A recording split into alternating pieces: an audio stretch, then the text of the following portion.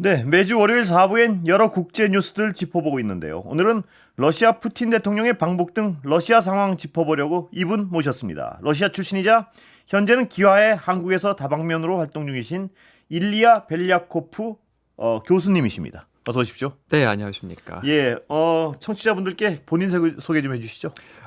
네, 여러분 안녕하십니까. 러시아에서 태어났지만 지금 현재 자랑스러운 대한민국 국민으로 살고 있는 일리야라고 합니다. 예, 반갑습니다. 기화는 언제 하신 건가요? 귀화는 2016년에 했습니다. 16년이요. 네. 기화 계기는 뭐 좀 여쭤봐도 될까요? 예. 뭐 다양하고요. 예. 뭐 비자를 매년 갱신하는 게 귀찮아서 예. 그런 부분도 있고요. 또 어차피 여기는 계속 살 거니까요. 예. 네, 국민이 되는 게 훨씬 더 좋았습니다. 예. 기화 시험 쉽지 않죠? 저에게는 쉬웠습니다. 아, 그래요? 네, 근데 이 한국말 발음이 굉장히 좋으시네요. 감사합니다. 예. 네. 그 발음 자체는 원래 저 여기서 이제 귀화하신 분들이나 외국인들 모시면은 오래 공부하시고 단어는 많이 하셔도 발음은 또 약간 안 좋은 분들도 계시고 한데 네, 발음은 잘 들리네요. 감사합니다. 예. 공부는 뭘 하셨습니까? 수원대에서 뭘 가르치고 계신 건가요? 수원대에서 지금 인문사회대에서 예. 노원문학과의 학생들에게 러시아 문화, 역사 뭐 이런 수업을 주로 예. 맡습니다. 예. 딱 네. 오늘 질문 드릴 것도 상당히 어떤 근사치라서 반갑습니다. 그렇죠, 관련이 있죠. 네. 예. 자, 일단 지금 현실 정치도 좀 여쭤보겠습니다. 외신 같은 것도 어떻게 나오는지 궁금하고요. 네. 푸틴 러시아 대통령이 북한 방문하는 거 어떻게 보세요? 일단. 예. 뭐 일단 러시아 언론에서는 아직은 크게 나오지는 예. 않은데, 근데 뭐 이 방북에 대한 여러 가지 의견이 있긴 예. 한데, 뭐 쉽게 말을 하면 끼리끼리 예. 논다 이런 얘기가 대부분 이제 나오는 평가고요. 예. 지금은 푸틴 대통령이 사실상 러시아 국경을 벗어나서 갈 수 있는 나라들이 굉장히 제한적이에요. 예. 국제재판소에서 영장이 발급되어 있는 상태에서 예. 갈 수 있는 나라들이 뭐 멀리 가봤자 뭐 중국, 북한 예. 뭐 이런 정도인데, 그래서 러시아 국민들에게 이제 러시아가 고립되지 않는 것을 보여주려고. 예. 러시아 입장에서도 그런 부분이 있군요. 그렇죠. 네, 그래서 우리가 고립되고 있지 않다. 우리가 전 세상이랑 교류를 하고 있다라는 예. 것을 보여주기 위해서 하는 부분도 있고요. 예. 또 실질적으로 지금 우크라이나와의 전쟁 중이잖아요. 러시아가 굉장히 무기 부족이에요. 예. 그러니까 지금은 뭐 공장도 새로 짓고 원래 있었던 공장을 다시 재건하면서 막 돌리고 있긴 한데, 근데 북한이 갖고 있는 무기는 거의 대부분 소련산이라 네. 상당히 맞습니다. 러시아 무기랑. 예. 무기 체계가 맞군요. 네. 약간 구형이긴 해도. 그렇죠. 예. 네, 러시아가 쓰는 거는 딱 그거니까 예. 지금. 그래서 이런 아마 문항 이런 문제도 실제로 이제 김정은 위원장이랑 푸틴 대통령이랑 만났을 때 의논이 될 것 같습니다. 그러니까 상징적으로는 어떤 고립 탈피의 상징성이 있고 그렇죠. 나도 친구 있다 뭐 이런 네. 거고요. 예. 그렇죠. 그리고 실질적으로 무기. 그런데 그 북한을 방문하면서 동시에 말입니다. 한국에 대해서도 굉장히 우호적인 손짓을 했단 말입니다. 푸틴 대통령은. 그건 어떤 의미인가요? 저는 개인적으로 아무런 의미가 없다고 생각합니다. 예. 이것은 그러니까 푸틴이 계속 한국에 향한 안 좋은 말, 좋은 말 반복해서 얘기를 하기 예. 때문에 이거는 어느 정도의 한국 정부에게 신호를 보내는 것뿐이지 예. 사실상 뭐 공식적인 러시아 정부 입장이라든가 이런 것들은 표하는 거라고는 좀 힘들다고 봐요. 예. 그런데 저는 그 얘기가 굉장히 기억나는데요. 푸틴 대통령이 무기 우크라이나 쪽에 살상 무기 안 줘서 고맙다고 얘기를 했단 말입니다. 그거는 주면 레드라인을 넘는 것이다. 이런 경고로 봐야겠죠?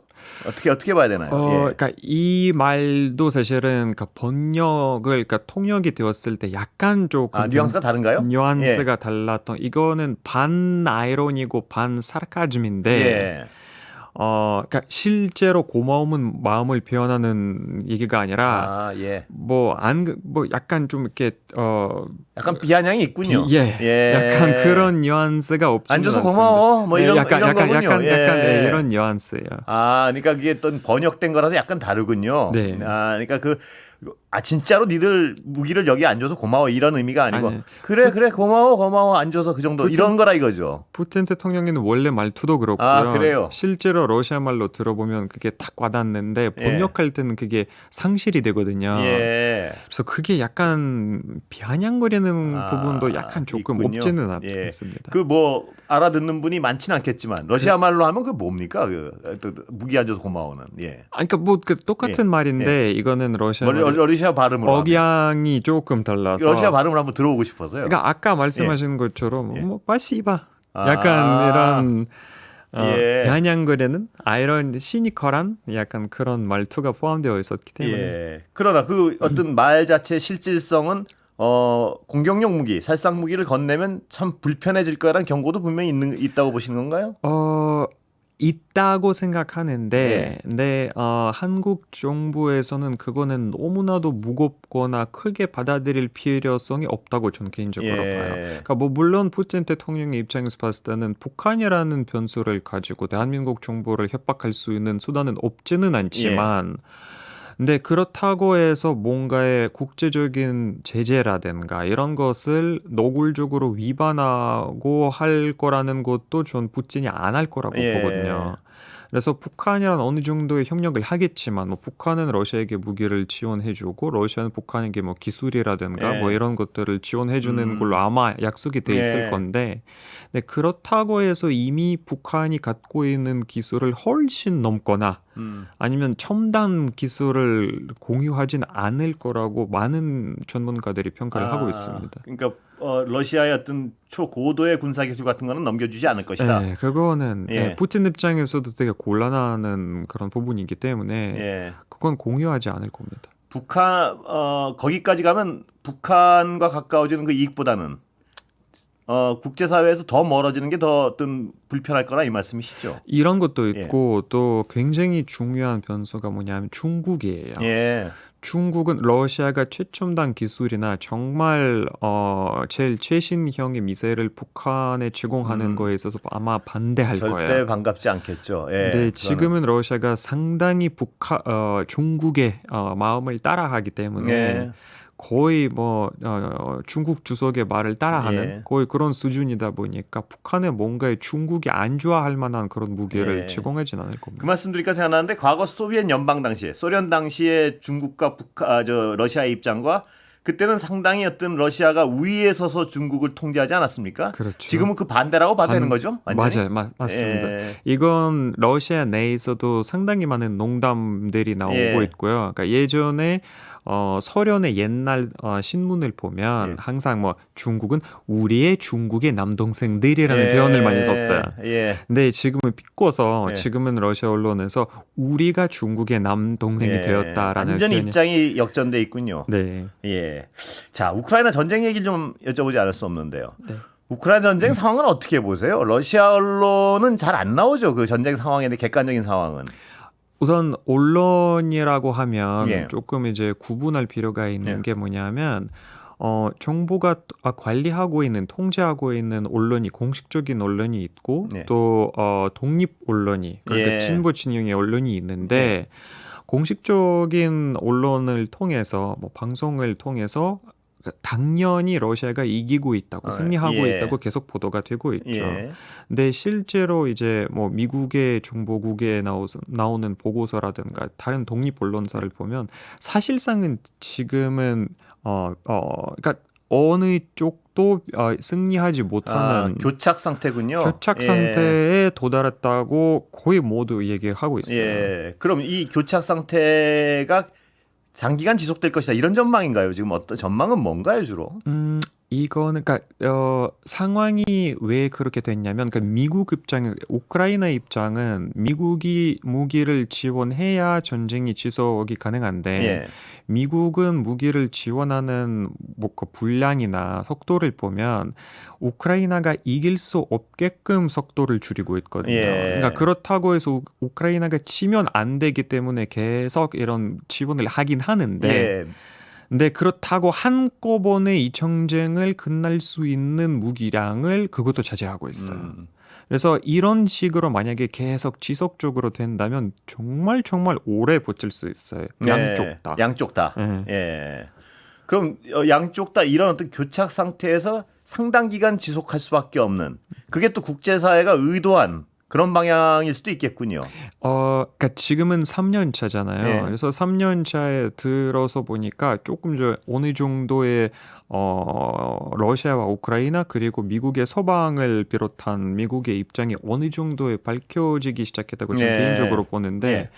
여기서 이렇게 하고 있는 원인은 아마도 러시아를 이기기 위해서가 아니라 러시아를 약하게 만들기 예. 위해서. 교착을 길게 함으로써 러시아의 힘을 빼기 위해서 그렇단 말씀이시죠? 그렇죠. 예. 예. 왜냐하면 지금도 러시아 경제가 굉장히 좀 이렇게 안 좋은 속도와 안 좋은 지표가 계속 나오면서 돌고 있거든요. 예.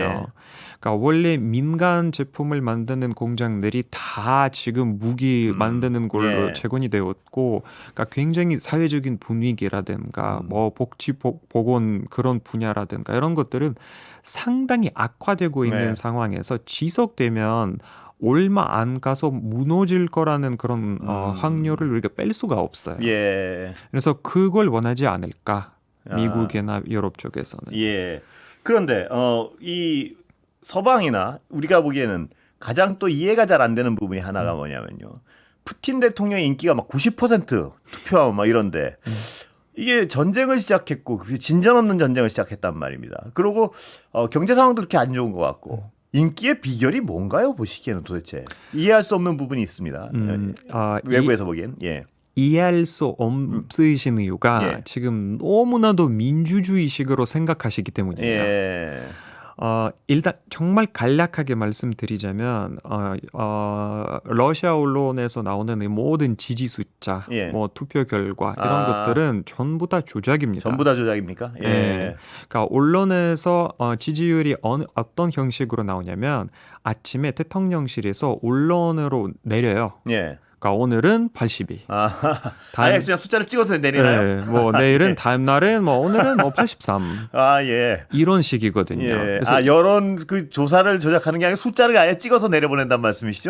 예. 그 전쟁 이전에 러시아 내에 있었던 설문 기관 예. 조사 기관들은 지금은 전부가 전면 폐지가 되었고요. 예. 딱 하나 남았는데 그 하나가 러시아가 100%의 그러니까 정부가 100%에 관리하고 있는 예. 기관이기 때문에 그냥 명령식이에요.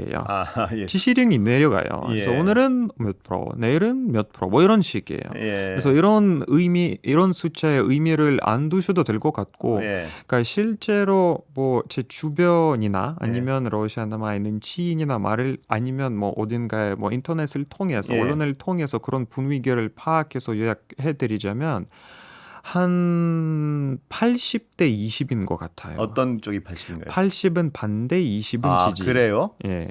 예. 근데 정권이 유지될 수 있습니까? 저는 강력한 독재 정권이? 독재는 당연히 되죠. 예. 이거는 민주주의 사회에서는 있을 수 없는 비율이지만 예. 독재에서는 국민들이 어떻게 생각하느냐가 중요하지 않기 때문에 예. 이거는 상관없어요.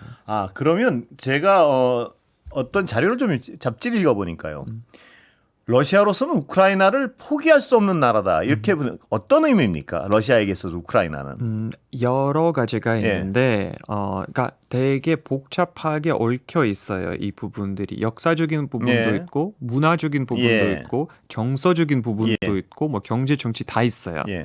근데 제일 크게 지금 푸틴 대통령이 내세운 게 정서와 역사적인 예. 부분인데.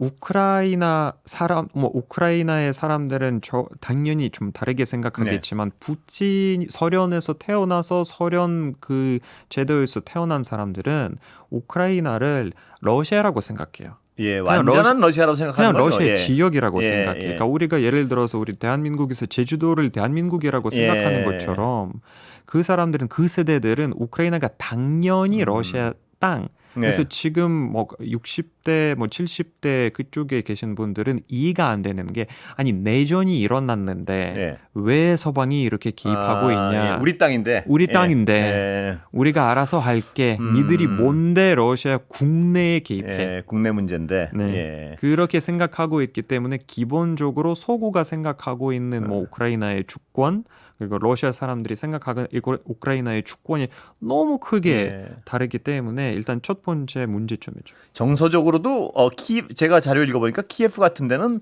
대단한 어떤 러시아에게 의미 있는 장소라 예 어떤 건가요? 그게 우선 초등학교부터 모든 아이들은 키예프는 러시아 땅의 어머니라는 예. 것을 배우기 때문에 우크라이나의 어머니 땅이 아니고 러시아의 어머니 땅이군요, 여기가. 왜냐하면 예. 러시아에서 배우는 역사가 원래 러시아라는 민족 자체가 키이우라는 도시에서 태어났다고 배우고 예. 있어요.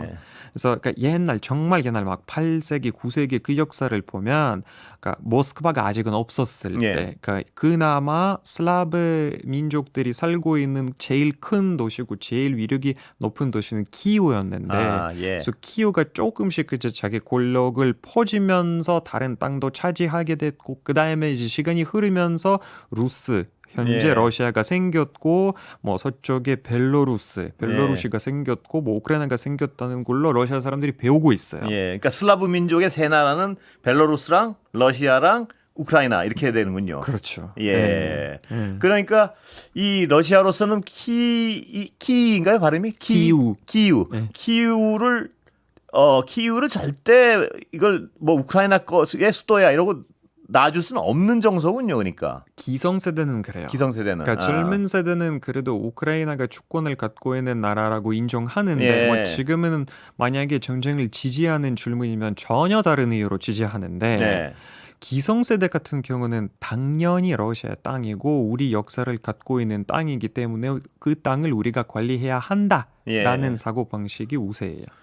어머니의 땅일 정도로 교육을 받으면 젊은이들도 키이우에 대한 감정은 좀 다르지 않나요? 어떻습니까? 조금 달라요. 그래도 소련 이후에 태어나서 90년대나 2000년대에 자란 세대는 예. 조금 다르게 생각하고 있고 그러니까 이미 이 벨라루시와 우크라이나랑 러시아 서로 다른 나라라는 그런 개념에 훨씬 더 익숙하고 예. 뭔가의 같은 역사를 갖고 있지만 그래도 서로 다른 민족, 서로 다른 나라라고 인식은 있어요. 그 젊은 세대에 있어서는 좀 변화의 가능성이 있겠군요. 앞으로. 그렇죠. 앞으로는. 그러니까 뭐 지금은 그래도 그나마 그래도 20대나 30대 중에서도 전쟁을 지지하는 사람도 없지는 않아요. 예. 있는데 거의 대부분 다른 이유.